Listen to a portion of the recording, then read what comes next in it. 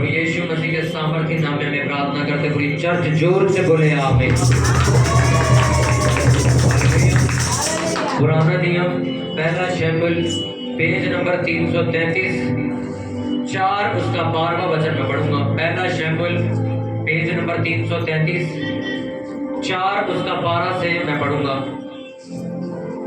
अफसोस की बात है कि आपके पास बड़ी वाली बाइबल ही नहीं है, यानी कि आप प्रभु यीशु मसीह के आने से पहले परमेश्वर कैसे काम करता था आप पढ़ ही नहीं रहे मेरे पास, और आपके पास बड़ी बाइबल ही नहीं है। कितनी अफसोस की, कितनी दुख की बात।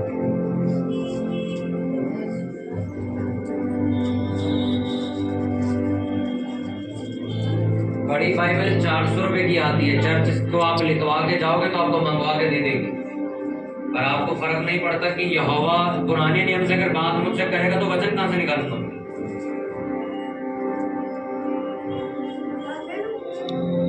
हालेलुया। मैं एक जगह एक परमेश्वर के दास से जब मिला, आज से 3-4 साल पहले की बात है, 3 साल पहले की बात है, तो वहां पे मुझे एक चीज सीखने को मिली।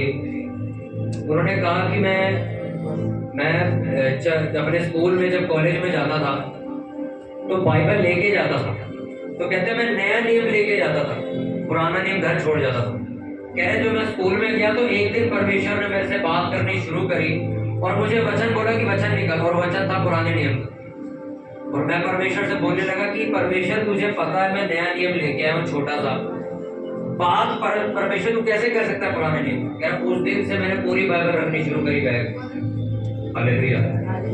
उस दिन परमेश्वर ने मुझे एक और चीज क्या समझाई, वो ये थी कि पूरी बाइबल आपको मालूम 2 होठ की तरह, होठ होता है ना, एक ये है एक ये, 2 होठ होते हैं आपके। हालेलुया। 2 होठ होते हैं आपके, पुराना नियम और नया नियम, ये 2 होठ है परमेश्वर के। इसमें से आप एक लेके घूमोगे तो हालेलुया। कोई कहता मेरे को नया नियम पढ़ने में बहुत मजा आता, पुराना बोरिंग है थोड़ा, ये आपकी गलत फहमी। आप उसको जब तक पढ़ोगे नहीं, आपको पूरी जिंदगी, पूरी बाइबल अगर पढ़ने लायक नहीं होती या पुराना नियम नहीं चाहता कि आप पढ़ो परमेश्वर, तो क्यों छपती है, क्यों लिखी जाती है आपकी पूरी जिंदगी? इसका मतलब पूरी बाइबल। हालेलुया। पूरी बाइबल। नया नियम आप पढ़ रहे हो, आप अपनी आधी जिंदगी के बारे में पढ़ रहे हो, पूरी के बारे में नहीं पढ़ रहे। आपकी जिंदगी इनकम्प्लीट है, कुछ चीजों के जवाब आपको मरते दम तक नहीं मिलेंगे। क्यों? आपने पूरी बाइबल नहीं पढ़ी कभी, पूरी बाइबल में ही सारे जवाब। इसलिए मैं भी एक तरीका अपनाता हूँ, मैं बैठता हूँ, जैसे मैंने नए नियम में मैं कुरिन्थियों पढ़ रहा हूँ, तो 1 कुरिन्थियों मैंने मतलब पूरी किताब पढ़ी, पहला कुरिन्थियों खत्म किया। अब जब अगले दिन पढ़ने बैठूंगा तो अब पुराने नियम में से मैं यहोशू की किताब पढ़ूंगा, फिर यहोशू खत्म हो जाएगी, उसके बाद फिर नए नियम से दूसरा कुरिन्थियों पढ़ूंगा, फिर वापस आऊंगा, फिर रूत की पुस्तक पढ़ूंगा, फिर रूत खत्म हो जाएगी, फिर जाऊंगा प्रेरितों के काम पढ़ूंगा। इससे मुझे ऐसा रहता है कि परमेश्वर कैसे काम करता आ रहा है और आप भी कैसे कर रहे, दोनों का नॉलेज रहती है। आप पूरा साल लगा के नया नियम पढ़ो, 1 साल बाद जाके पुराना शुरू करो, आप भूल जाओगे कि क्या पढ़ के आया सब। इसलिए आपको दोनों एक किताब शुरू करो, उत्पत्ति शुरू करो। आज से मैं आपको बाइबल पढ़ने सिखाता हूँ। उत्पत्ति की किताब पढ़ो, जेनेसिस यानी कि उत्पत्ति की पढ़ ली पूरी, ठीक है। जब खत्म हुई वहां पे मोड़ दो, आगे का जो निर्गमन है ये मैं अब जाके क्या पढ़ूंगा, मती पढ़ूंगी। मती पढ़ ली, अब दूसरी किताब कौन सी? निर्गमन। निर्गमन खत्म हो गई, अब जाके वहां नए नियम की दूसरी किताब कौन सी? मरकुस। ऐसे तीसरी उसकी, तीसरी थी, चौथी उसकी, तो चौथी उसकी। आप देखो परमेश्वर जब आपको वचन से भरा हुआ देखेगा तब वो आपसे ऐसी बातें करनी शुरू करेगा जिसको सुनने के लिए लोगों के कान तरस के वो कब्र में चले गए। हालेलुया। एक बार संडे की मीटिंग के लिए जोर से तारीफ करो। संडे को जितने भी लोग आए थे, मेरा विश्वास है वो संडे गवाही लेकर वापस आएंगे। गवाहियां उनकी जिंदगी में बहुत सारी होंगी इस बार। अब कुछ लोग जो ये सोचते हैं कि किसी कलीसिया के अंदर इतनी भीड़ क्यों है और किसी कलीसिया के अंदर इतनी भीड़ क्यों नहीं है, उसका एक इकलौता जवाब है जो मैं आपको बताना चाहता हूँ। पता है क्या? बाइबल में ऐसा लिखा हुआ है कि जो प्रभु यीशु मसीह थे वो चलती फिरती एक बाइबल थी, लिखा वचन थे धारी हुआ। यूहन्ना रचित सुसमाचार में लिखा है कि ऐसा हुआ कि जो बाइबल थी वो इंसान बन गई, उसको यीशु मसीह कहा जाता। इसलिए यीशु मसीह को सुनने के लिए जहां भी वो जाते थे इतनी भीड़ लगती थी कि लिखा दरवाजे, फाटक, नदी, हर जगह भर जाती थी, सड़कें भर जाती थी। उस टाइम पे भी प्रचारक थे, उस टाइम पे भी धर्म गुरु हुआ करते थे, पर वो क्यों चलते थे कि यार साड़ी, जब आपने वो चैप्टर पढ़ा जब प्रभु यीशु मसीह शहर में आ रहे थे यरूशलेम में और वो डालियां बिछा रहे होते, तो सदूकी फरीसी खड़े होकर क्या बोलते, देखो सारी भीड़ इसके पीछे हो चली है, रोको इसको। क्यों बोला ये शब्द? क्योंकि उस टाइम की सबसे बड़ी गैदरिंग जो थी वो प्रभु यीशु मसीह के पीछे चली जाती थी। उसका कारण क्या था? आज भी ऐसा होता है, कुछ पास्टर्स वक्त सेवा करते देखोगे और कुछ को देखोगे यार ये 3-4 साल पहले खड़ा हुआ है, इसकी चर्च ताबड़तोड़ भरती जा रही, वजह क्या है? उसका एक ही वजह है, इस भारत के अंदर जो सबसे बड़ी भविष्यवक्ता सेवकाई चल रही है, उन्होंने एक राज बताया। मैं जब वहां पर था, उनकी 40 साल सेवकाई का उन्होंने मिश्रण बताया। उन्होंने कहा एक जवाब मैं तुम्हें दूंगा। उन्होंने कहा जब तुम पूरी तरह वचन से भरे हुए हो, जब तुम्हारे मुंह से वचन का वो शब्द निकलता है जो परमेश्वर देना चाहता है, तो दूसरी कलीसियाओं से भी लोग उठ के तुम्हें सुनने के लिए आए। आई समझ के लिए? इस चर्च में पिछले 3 साल से एक ही जाम लग रहा है कि पास्टर पूरी सबकी कलीसिया खा गए। मैं आपको एक बात बोलता हूँ, आप किसी भी चर्च में जाओ एरिया में, उस चर्च के बाहर जाके देखो हमारा पोस्टर तक नहीं मिलेगा, क्योंकि मैंने चर्च में समझाया था कि अगर कोई चर्च आ जाए वहां पोस्टर लगाना ही नहीं, आगे निकल जाओ वहां लगाओ, ताकि कल को वो इंसान ये ना कहे देखो इन्होंने पोस्टर लगाए हमारे, कि हमारी चर्च से लोग बाहर निकले, इसके पोस्टर पड़े फिर वहां चले जाए। हमने उस जगह में पोस्टर ही नहीं लगाए, पर तब भी उनको ये कंप्लेंट करते हैं कि आप पास्टर जी गलत करते हो, हमारे चर्च के लोग आपकी चर्च में आते हैं, हमें फोन नहीं करते। मैं आपको एक रियलिटी बताऊं, सोचो एक कंपनी है जहां आप काम करते हो, आपकी इच्छा है, आप पढ़ना चाहते हो, आप चाहते हो यार नहीं 20,000 नहीं, अगर मेरी 40,000 तनख्वाह हो तो यार मेरी जिंदगी के सारे मसले हल हो जाए, और वो कंपनी आपको दे के राजी नहीं हो रही, बल्कि 20 के भी 17 कर रही है। क्या करोगे? ढूंढोगे ना दूसरी कंपनी जाके जहां मुझे 40,000 तनख्वाह मिल जाए। अब सोचो वही कंपनी, अगर आप उसको बोलो भाई मेरे को मैं ठीक है मैं तेरे को 40 दूंगा, तू जा मत, मैं तुझे 40,000 दूंगा, वो जाएगा कभी? जब वचनों की शिक्षा दी ही नहीं तो वो उठ के चला ही जाएगा वहां। इस चर्च में जब लोग आए, जब नई चर्च शुरू हुई, तो मेरे को नया सुनने को मिला, कहते नहीं तो कहते प्रसाद भी खा लेते, लंगर भी खा लेते, कहते प्रार्थना करो खा लो। मैं हिल गया था सुन के, मैंने कहा यार किसने को, और जब नाम बताया मैंने कहा यार पास्टर को तो मैं बड़ा आदमी समझता था, कह रहे वही उन्होंने ही कहा मेरे को। जब नई चर्च शुरू तब ये चीज मेरे को लोग आगे कहते बपतिस्मा आप ले सकते दोबारा, मैं दोबारा मतलब आपने लिया नहीं, कहते नहीं 2 बार ले लिया है तो इस साल लेना पड़ेगा। मैं इसका मतलब कहते नहीं, हम वहां जाते थे तो वो 2 बार तो उन्होंने दिया है मेरे को, तीसरी बार मैं सोच कह रहे हर साल में लेना था, वो नया विश्वास है तो पता नहीं था, कहता मतलब हर साल लेना होता है। आप सोचो जब तुमने कलीसिया की कंडीशन कूड़ा कर दिया, अब तुम कह रहे हो जा क्यों रही।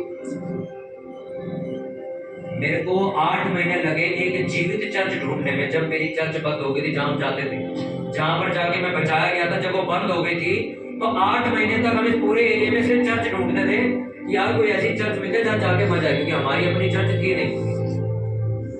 और आप विश्वास नहीं करोगे ऐसी मुझे सुनने को चीजें मिली। सोचो उस टाइम मैं 11 महीने का मसीही था, तब मुझे थोड़ा बहुत ही पता था कि हाँ फास्टिंग में खाना नहीं होता, अच्छा खाने के ऊपर प्रेयर, ये सब छोटी मोटी चीजें पता थी। घर से निकलने से पहले प्रेयर करनी होती है, या दशमांश क्या होता है, ऑफरिंग किसे कहते हैं, बस छोटी मोटी चीजें।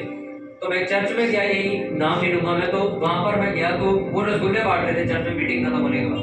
तो मैंने लेने से और मेरी मम्मी ने लेने से मना कर दी कि नहीं हम नहीं लेंगे। मैंने कहा क्यों? प्रसाद कहते नहीं हमारा, मैंने कहा कि हमारा फास्ट है 5 बजे के बाद खाए। उन्होंने कहा आपको ये किसने सिखाया, फास्टिंग में खाना खा सकते हैं, फास्टिंग का मतलब है प्रार्थना में रहो बस। आप सोचो, अब एग्जाम्पल हो, मैं यानी कि उस कलीसिया का मेंबर था, अब जैसी मैंने बात सुनी मैं रुकूंगा वहां, 2 दिन के बाद से गया ही नहीं। फिर एक पास्टर से मुलाकात हुई यही, वो कहते जहांगीरपुरी तो रेगिस्तान है, यहाँ कभी बेदारी नहीं आ सकती। और जब सेवा शुरू हुई, प्रचार शुरू किया, तो लोगों ने जवाब कहते थे यीशु मसीह कौन है? तो मैं कहा ये कह रहा है कि प्रचार बहुत कर दिया है, रेगिस्तान है। रेगिस्तान बना रखा है तुमने, प्रचार तो हुआ ही नहीं है यहाँ पे। प्रचार का मतलब क्या होता है? प्रचार जब तुम्हारी आवाज इस खिड़की से बाहर निकल जाए उसे प्रचार कहते हैं। जब तुम्हारी आवाज तुम्हारे अंदर से बाहर आ जाए उसे प्रचार कहते हैं।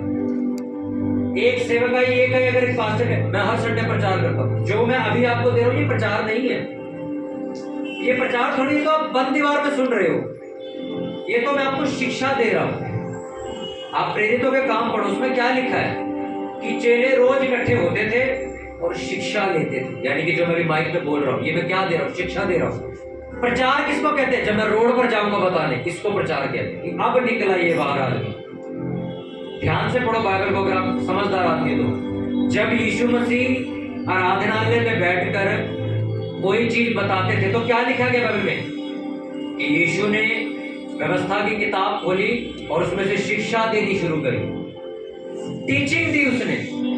अभी जो आप बैठे हो सीख रहे हो, क्या सीख रहे हो? कि बाहर जाके प्रचार कैसे करना। प्रचार बाहर शुरू होता है, यहाँ नहीं। पर पास्टर लोग सोच रहे हैं हमने 3 साल तक इस कमरे में बैठ के प्रचार किया तो है। नहीं, ये तो हमने शिक्षा दी है। जब 12 चेले यीशु मसीह के साथ थे तो क्या दे रहे थे यीशु मसीह ने? शिक्षा दे रहे थे। तभी तो यीशु मसीह ने जाते वक्त क्या बोला? पवित्र आत्मा मिल जाए फिर निकलना प्रचार कर। अब शुरू होगा प्रचार। अभी तक तो शिक्षा चल रही है। जब आप घर में बैठे हो बाइबल पढ़ रहे हो, अपने बच्चों को सिखा रहे हो, अपने घर वालों को, तो प्रचार थोड़ी कर रहे हो, आप तो सिखा रहे हो। अभी प्रचार कब शुरू होता है? जब तुम एरिया से बाहर निकलते हो कि भाई साहब ये लो पैम्पलेट, चर्च आना। फिर वो पूछता है चर्च क्या होता है, यीशु मसीह क्या होता है? फिर तुम जो बताते हो प्रचार हो। कौन है यीशु मसीह? इसको भी प्रचार कहा जा सकता है क्योंकि यीशु मसीह के बारे में चर्च में बताया जाता है। पर एक्चुअल में एक चर्च शिक्षा पाने की जगह, प्रचार को शिक्षा भी लोग कह देते हैं। पर आज ऐसा होता भी है क्योंकि प्रचार और शिक्षा दोनों दी जाती है चर्च में, इसलिए प्रचार भी कहा जाता है, शिक्षा भी कहा जाती है। हालेलुया। कितनों को बात समझ आ रही है? अब जो मैंने वचन निकलवाया वो सुन लो। ये जो वचन मैं पढ़ने वाला हूँ, अगर आज आपने इसको सुन लिया ना, इसको मैं भी शाम दोपहर से लेकर शाम तक पढ़ रहा था, ये रुला देगा तुम्हें, ऐसा वचन था। सुनना इसको ध्यान से। तब उसी दिन एक बिन्यामीनी मनुष्य सेना में से दौड़कर अपने वस्त्र फाड़े और सिर पर मिट्टी डाले हुए शीलो पहुंचा।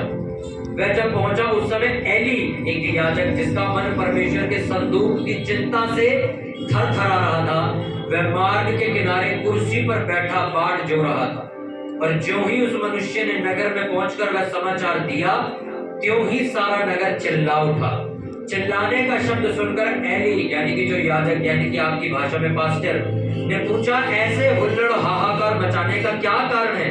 और उस मनुष्य ने झट जाकर एली को पूरा हाल सुनाया। एली तो 98 साल का था और उसकी आंखें धुंधली पड़ गई थी और उसे कुछ सूझता नहीं था। उस मनुष्य ने एली से कहा, मैं वही हूँ जो सेना में से आया हूँ और मैं सेना से आज ही भाग कर आया हूँ। वह बोला, हे मेरे बेटे क्या समाचार है? उस समाचार देने वाले ने उत्तर दिया, इजरायली फलिस्तियों के सामने से भाग गए हैं और लोगों का बड़ा भयानक संहार भी हुआ, यानी कि बहुत ज्यादा लोग मारे गए हैं। और तेरे दोनों पुत्र होप्नी और फिनहास भी मारे गए हैं और परमेश्वर का संदूक भी छीन लिया गया है। जैसे ही उसने परमेश्वर के संदूक का नाम लिया, वैसे ही एली फाटक के पास कुर्सी से पछाड़ खाकर गिरा और बूढ़ा और भारी होने के कारण उसकी गर्दन की हड्डी टूट गई और वह मर गया। उसने तो इजरायलियों की न्याय 40 वर्ष तक किया था। सब बोलो आमीन। हालेलुया। एक जंग पे गए इजरायली फलिस्तियों से लड़ने के लिए। एली याजक कौन होते थे? सेवा करने वाले, जिसको आज हम पास्टर बोलते हैं। वो बैठ के इंतजार कर रहा था किस चीज का? कि वाचा का संदूक लेके जाते थे जब इजरायली लड़ने जाते थे, क्योंकि जब तक परमेश्वर का वाचा का संदूक हमारे पास होता था तो हम जीतते थे। अब जब वो वहां बैठा है, उसके अपने लड़के भी लड़ने गए, अपने लड़कों को भी भेजा उसने, जाओ सेना के साथ लड़के आओ, मैं यहाँ पर प्रार्थना कर रहा हूँ, वेट कर रहा हूँ तुम्हारी। तो लिखा वो कुर्सी डाल के बैठा था, कब आएंगे लोग? लिखा वो अपने बेटों के लिए नहीं बैठा था वहां, लिखा वाचा के संदूक के डर से वो थर थर आ रहा था, कहीं वाचा का संदूक चोरी ना हो जाए। एक लड़का भाग के आया सेना में से, कहते सबको मार दिया उन लोगों ने, फलिस्तियों ने धावा बोल दिया, इजरायली हार गए हैं। उसने दूसरा शब्द क्या बोला सुनो, तेरे बेटे भी मारे गए हैं दोनों उसमें, तब भी वो चुप बैठा। लेकिन जैसे ही उसने बोला वाचा का संदूक छिन गया, लिखा वो एकदम से उसको झटका लगा, वो पीछे गिरा और इतना भारी था और बूढ़ा था, गिरने की वजह से उसकी गर्दन टूट गई और वो मर गया। आप सुनो क्या लिखा दिमाग से, एक पास्टर, ये एक याजक जो बैठा है, बेटे जंग लड़ने गए हैं, इंतजार किसका कर रहा है, वो वाचा के संदूक का। आगे उसने क्या बोला, तेरे बेटे मर गए हैं दोनों, कहता और बता क्या हुआ, यानी कि उसके लिए बात कोई मायने रखती, कहता और जैसी लिखा उसने, जैसी बोला वाचा का संदूक चोरी हुआ, वो झटका, उसको एक अटैक पड़ा, बड़ी देर घबराया वो, और लिखा गिर गया और गिरते ही मर गया। 40 साल से वो इजरायलियों का न्याय कर रहा था। आप उस व्यक्ति का प्यार देखो परमेश्वर से, उसको खबर मिलती है तेरे बेटे मर गए हैं, कहता कोई बात, आगे बोल, कहता वाचा का सब, ये बात उसको इतनी ज्यादा लगी कि वो मर ही गया।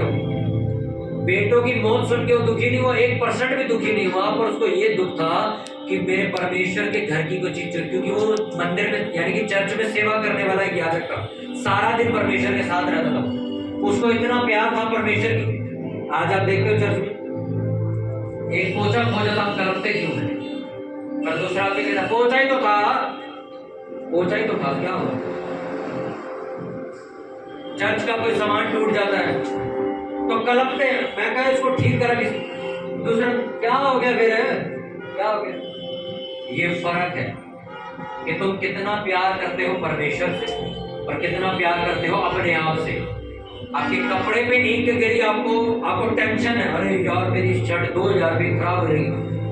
आपके सामने पानी गिर गया दरी पे, आप क्या हुआ, सूख जाएगी अपने आप, क्या हो गया, फिर धोलेगा कोई ना कोई, हम तो चले अपने घर। इसीलिए एली जैसे लोग आपको स्वर्ग तक करेंगे। हालेलुया। इस वचन को जब मैंने पढ़ा मैं हैरान हो गया, मैंने कहा यार अगले के 2 लड़के मरे, उसको कोई फर्क नहीं पड़ा। वाचा का संदूक यानी कि समझ लो चर्च में से बाइबल चोरी हो गई, वो मर ही गया इस बात से, वो हार्ट अटैक पड़ गया उसको, चोरी हो गई, कहते यार तेरे बेटे भी मरे, उसका तो अरे वो छोड़, बाइबल चोरी होगी चर्च से। हालेलुया। कितनों को समझ आएगी कैसा प्यार परमेश्वर सेवकों से चाहता है। कौन था एली, सारा दिन चर्च में रहता था, झाड़ू पोछ वही सोता था, वही खाता था, चर्च में ही सेवा करता था। उसको इतना प्यार था परमेश्वर से, परमेश्वर के घर से, उसकी चीजों से इतना प्यार। सोचो एक आदमी वाचा का संदूक होने पे उसको अटैक पड़ रहा है, उसको ये नहीं बोला परमेश्वर ने तुझे त्याग दिया तो कहां जाएगा। समझ लो एक वॉलंटियर को ये बोला गया तार टूट गई है चर्च की, तो उसको हार्ट अटैक पड़ गया। उसको अगर ये बोल दिया जाए तेरे को आज से परमेश्वर की सेवा से निकाला जाता है, सोचो क्या हालत है। पर आज वॉलंटियर को देखो आप, 7 बजे का टाइम 7:20 पे आता है, पर आ कैसे रहेंगे, 7:20 ही तो है, अभी 7:30 शुरू कर लेंगे, क्या दिक्कत है। अभी मैं पीछे जब प्रेयर कर रहा था, क्योंकि मेरे को 8 बजे आना था, कलपने की वजह से मैं जल्दी आया, इतना काम खराब था चर्च में आज। मैं पीछे खड़ा हुआ, कलीसिया में कुछ लोग आ रहे, पता कैसे आए, ऐसे 7:40 पे ऐसे फल देखते आ रहे, कितने रुपए का भैया, और मैं ऊपर से देख रहा हूँ, मैं कहा देख 7 बजे का टाइम है और 7:40 पे भी देख कैसे आराम से आ रहा है,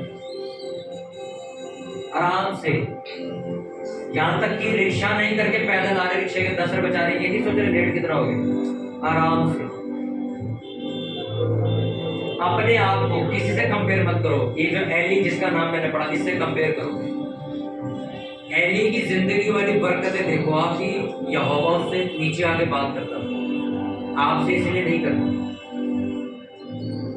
कि नहीं, यही समझिए। आप में से बहुत सारे लोग काम करते हैं, ड्यूटी पे जाते हैं,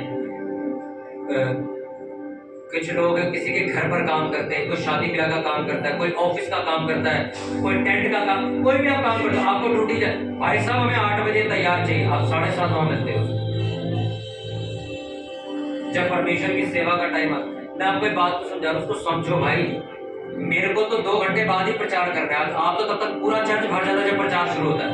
और मैं पूरी वर्षिप में ये देख रहा होता हूँ यार, लोग 12 बजे भी ऐसे आ रहे होते हैं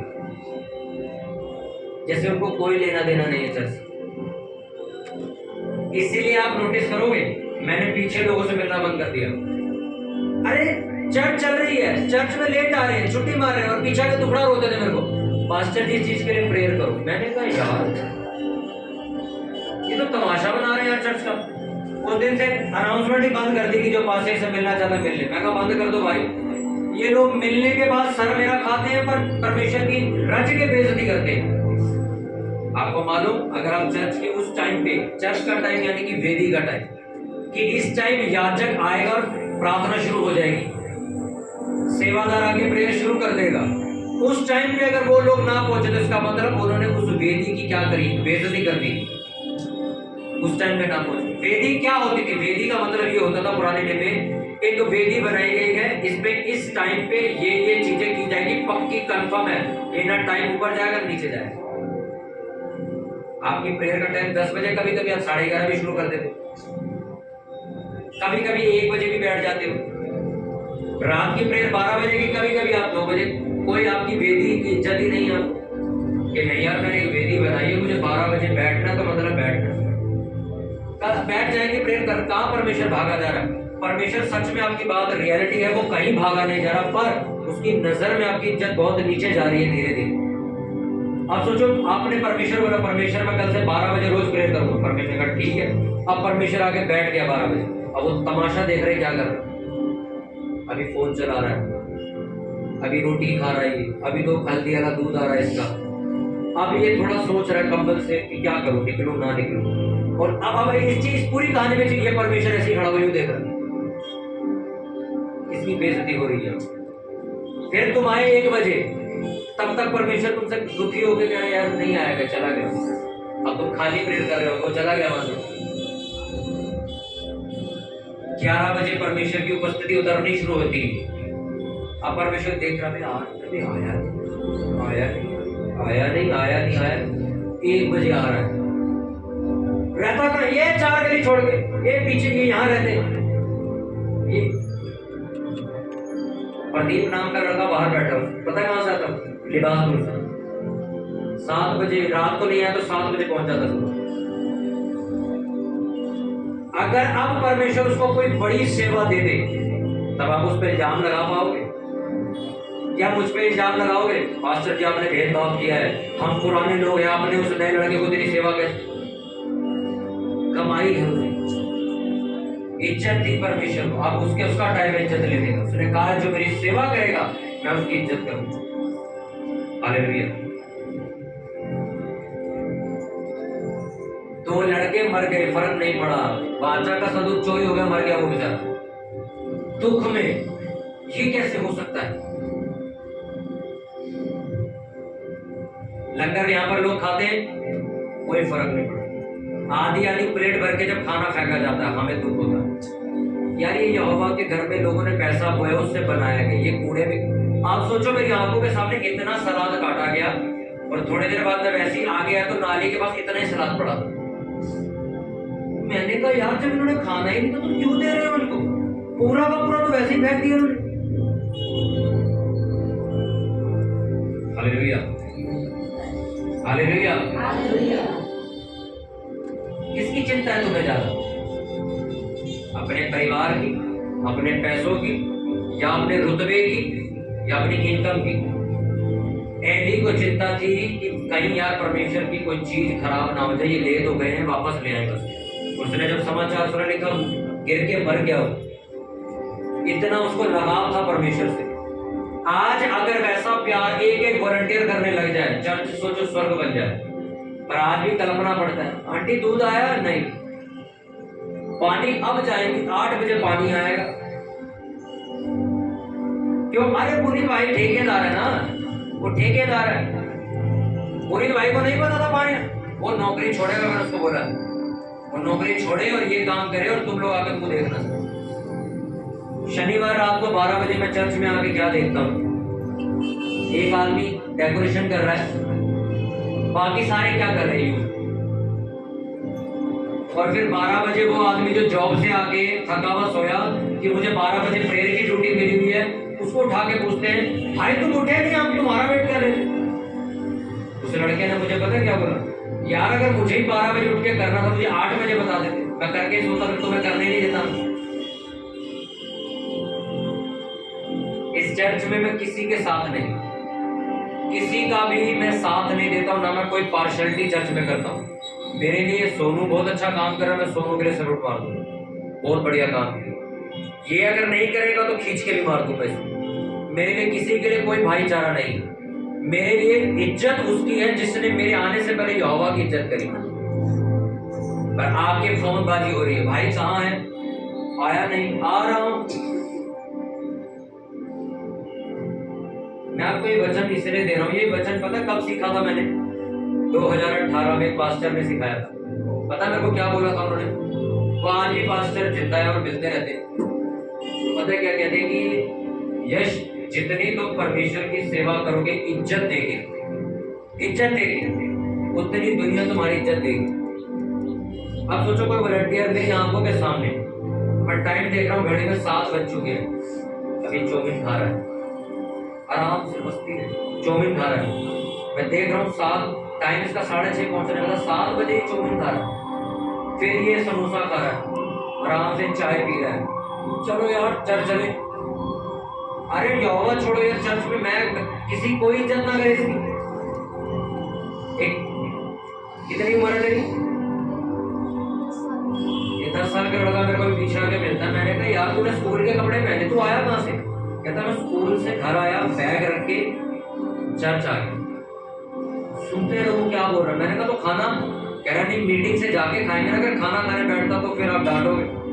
मैं मर गया, शर्म आनी चाहिए। वॉलंटियरों को घर बैठ के रोटी खा रहे थे, वो 10 साल का बच्चा कह रहा मैं भूखे पेट, अरे बच्चा कह रहा भूखे पेट आया मैं सिर्फ सेवा करने के लिए, जाके फिर खावा। इस बंदे को रोक के मैं रात को शाही पनीर क्यों ना खिलाऊं? कई बार मेरा मन होता है कि चर्च के सेवादारों को मैं पार्टी दूं, फिर मेरे को याद आता है इन्होंने यहोवा की बहुत बेइज्जती करवाई, नहीं दूंगा मैं, चलो चलो घर निकलो सर। आप सोचो मैं जब जॉब करता था 5 बजे मेरी छुट्टी होती थी, 5:30 में डायरेक्ट चर्च आता था, डायरेक्ट चर्च। मेरी फास्टिंग होती थी और फास्टिंग खोलने के लिए मुझे पता अगर मैं मम्मी को बोलूंगा घर जाएंगे सेवा छोड़ के, उस टाइम पे लंगर बनता था बुधवार को। मैंने कहा नहीं यार इनको नहीं बोल सकते, काम करते हैं नीचे से ही केले पकड़ो 10 रुपए के, खाते आओ और प्रचार शुरू करो। ये वॉलंटियर की पहचान है, ये वॉलंटियर नहीं है, 1 घंटा लेट है। मैं पहले ब्रेकफास्ट करूंगा सुबह, परांठे वरांठे बनाओ और फोन, अरे भाई मैं खाना खा के आऊंगा यार। मैं उन लोगों को सेवादार नहीं मानता, मैं सच कहता हूं। सेवादार वॉलंटियर इफिसियों 6:10 में लिखा योद्धा है। ऐसे होते हैं योद्धा। आर्मी वालों को देखा कभी? वो पानी पी रहे ऐसे देख के कोई हरकत करे, पानी छोड़ देते हो, बंदूक ऐसे कर देते। ये दर्जा मसीह लोगों को दिया गया। वो फौजी जो बैठ के आराम से भटूरे खा रहा है, छोले खा रहा है, सलाद खा रहा है, ठाम नीचे से गोली लगती है उसकी, उसी भटूरे में मुंह जाता उसका, वो फौजी नहीं होता। फौजियों का खाना कैसे अभी देखा कभी? यूट्यूब पे देखना फौजियों की डाइट क्या होती, कभी सर्च करके देखना। अगर 12 फौजी खड़े 6 खाना खाएंगे, 6 खड़े रहेंगे। जब ये खा के आके खड़े हो जाएंगे, नहीं हाथ धो रहे, जब खड़े हो जाएंगे अब ये 6 जाएंगे। ये वहां के वॉलंटियर्स और फौजियों का नियम होता है। अगर युद्ध चल रहा है, अगर 2 दिन तक चला, कोई खाना नहीं खाएगा 2 दिन तक। कीचड़ में पड़े तो वहीं लेटे रहेंगे छुप के कि पता ना चले। और आप क्या सोच रहे हो? अपने आप को कंपेयर करते हो लोगों से? हालेलुया। आ रही नहीं आ रही समझ? इसलिए मैंने कहा पुराना नियम भी पढ़ो, नहीं आपको समझ आएगी सेवादार कैसे होते थे पहले, आज कैसे हो गए, आज चर्चों में वॉलंटियर कैसे हो गए, आज पास्टर्स भी कैसे हो गए। पास्टर को दुख है कि कलीसिया का ये व्यक्ति बुरा मान के, कोई इस बात का अफसोस हो, कोई बुरा मान के चला जाएगा अगर मैं इसे डांटूंगा, पर उसे ये दुख नहीं है यार मेरी सेवादार करने वाली टीम जो है खराब हो चुकी है। हालेलुया, जोर से बोलो हालेलुया एक बार। हालेलुया। कौन है सेवादार? लिखा भजन लिखा 1 में,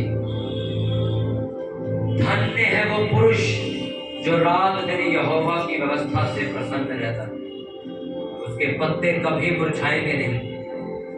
वह एक ऐसा पेड़ होगा जो बहती नदियों के किनारे लगाया जाएगा, उसके बच्चे चरपाई के पौधे से होंगे, तेरी स्त्री पर्वत दाग लता सी होगी, तू अपने नाती पोतों को देखने पाएगा, तू दीर्घायु से तृप्त किया जाएगा, तू दृष्टि करेगा दुष्टों के अंत को देखेगा, कोई दुख तेरे डेरे के निकट नहीं आएगा। तेरे बाईं ओर 1000 तेरे दाईं ओर 10,000 गिरेंगे परंतु वह तेरे पास नहीं आएगा। तू सिंह और नाग को कुचलेगा और जवान सिंह को लताड़ेगा। ये किसके लिए वचन लिखा है? तुम्हारे लिए लिखा हुआ, उन लोगों के लिए जो डेडिकेट हो चुके, मर चुके हैं, रोटी के लिए जिंदा है, चाय के लिए भी जिंदा है, सेवा रेल बन चुकी है वहां पे, अभी रोटी खानी बाकी है, अभी रोटी चल खा यार फटाफट, अभी रुक 10 मिनट, अभी वो दही लेने गया है, गोली मार देनी चाहिए ऐसे बुलट के। 7 बजे मीटिंग का टाइम है, आपके आने का टाइम नहीं है, आपके आने का टाइम है 6 साढ़े 6 बजे, नौकरी करते हो तो 6:40, आप 7 बजे आके कहते हो बताओ काम क्या है, बताओ काम क्या है, काम खत्म हो गया भाई। 11 बजे चर्च का टाइम है, लेडीज है 11 बजे आके कहती बहन जी कोई सेवा, हाँ जी एक सेवा, सांस लो, सांस लो आप, हालेलुया। एली मरा क्यों? बेटों की दुख की वजह से, चर्च में नुकसान हो गया इसलिए मर गया, दुख से चर्च का नुकसान हो गया, चर्च में चीटी पे लड़के ने तोड़ दी, दुख है, खराब कर दिया, इसकी गलती होगी, इसको अफसोस होना चाहिए। हालेलुया। अपने हाथों को उठाओ, अपने हाथों को उठाओ और एक प्रार्थना करो खुद मेरे बोलने से पहले कि परमेश्वर, मैंने एली के बारे में आज पढ़ लिया है कि वो अपने बेटों की दुख के वजह से नहीं मरा बल्कि यहोवा का संदूक चोरी हो गया इसलिए मर गया। प्रभु ऐसा प्यार मेरे मन में भी डाल कि मैं तेरे भवन से, तेरी चर्च, तेरी सेवकाई से इतना प्यार करूं कि मेरी जिंदगी में सबसे ज्यादा जरूरी सिर्फ आज से तेरी सेवा होगी। मैं परमेश्वर इस सेवा की, इस वेदी की इज्जत करूंगा और जो नियम तेरे वचन के द्वारा मुझे सिखाए गए हैं इन वचनों का मैं पालन करूंगा। प्रभु मैं आलसी नहीं होऊंगा क्योंकि बाइबल ऐसा बताती है आलसी व्यक्ति नौकर का भी नौकर बनता है पर एक मेहनत करने वाला व्यक्ति लीडर बनता है।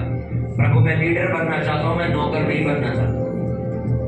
मांगो ऊंची आवाज में प्रार्थना करके, ये प्रेयर आपकी ऊंची आवाज में होनी चाहिए कि प्रभु मेरा मन एली याजक के जैसा बना, जैसे वो सेवा करता था, इतना प्यार जैसे उन्हें तेरे वचन से किया, तेरे चर्च, तेरे भवन से किया, उतना ही प्यार आपसे मैं भी करूं। परमेश्वर मेरी जिंदगी में एक ही चीज इंपॉर्टेंट रह गया, वो है तेरी सेवा। इस वचन को मैं अपनी आत्मा में ग्रहण कर लेता हूँ।